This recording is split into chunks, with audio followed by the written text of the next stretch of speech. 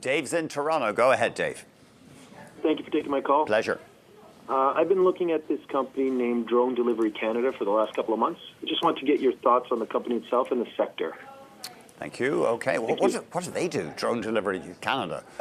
So essentially what they are is, if you think about an outsourcing or a white labeling of drone delivery services.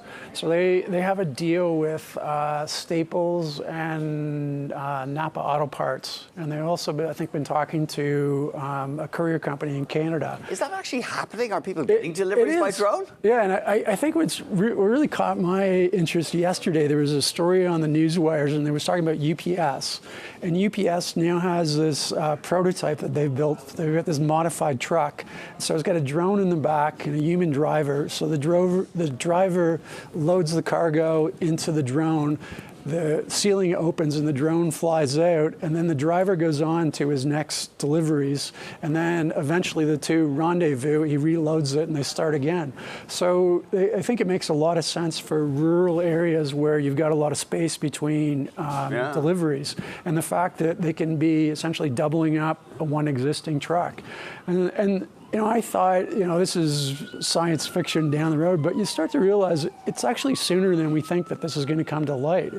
And, you know, the fact that they've already got a couple deals, you know, the main problem right now in Canada and in the US to a certain extent is they haven't really defined what the rules are going to be. So now if you want to fly a drone in Canada, you can only do it within your visual line of sight. But eventually that will change. And so this company, Drone Delivery, is one of the ones that's testing non-line of sight drones. And so they've got a deal with Waterloo University and University of Toronto to use drones that they develop. But to be honest, it's not a hardware company, it's a software company. It's about the logistics. So they really don't care what drones you use. But what they're going to do is try and have a depot system. So it probably makes more sense in rural Canada to fly something to a depot and then have it picked up there. And so I think that's why, you know, in various places around the world, the post offices have looked at this with interest. And, you know, given how spread out Canada is, I wouldn't be surprised if Canada Post is looking into that.